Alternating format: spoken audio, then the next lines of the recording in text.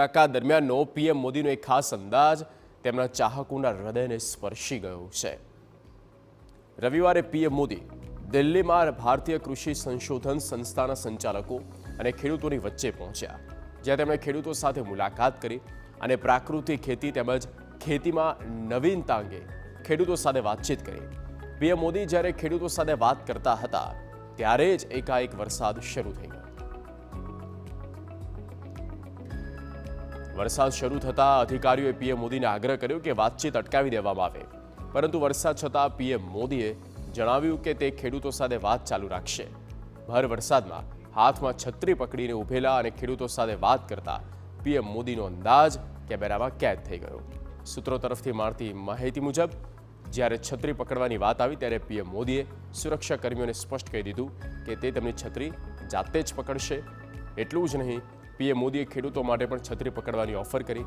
એક સામાન્ય વ્યક્તિની જેમ છત્રી પકડીને ઊભેલા પીએમ મોદીનો અંદાજ તેમના ચાહકોના હૃદયને સ્પર્શી રહ્યો છે। सबको मालूम है कि आपका रोग मुक्त गन्ना का बीज है। किसान का मन करना चाहिए कि कृषि विज्ञान केंद्र जाना, वहाँ पूछना समझना, कोई नई चीज आई है तो यहाँ किसी से फोन पे बात करना। हाँ। ભારતીય વાતાવરણની અનુકૂળતાને ધ્યાનમાં લઈને કૃષિ વૈજ્ઞાનિકો દ્વારા 61 પાકના કુલ 109 જાતના શ્રેષ્ઠ બિયારણ વિકસાવવામાં આવ્યા।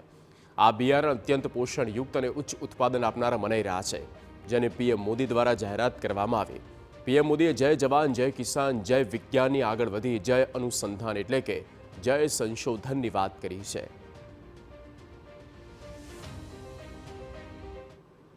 जय जवान जय किसान को तो हमने बहुत सुना है, अटल जी ने उसमें जय विज्ञान भी जोड़ दिया था, लेकिन आज का युग बदल गया है, इसलिए मैंने तो कहा भाई जय जवान जय किसान जय विज्ञान और सबसे महत्वपूर्ण जय अनुसंधान।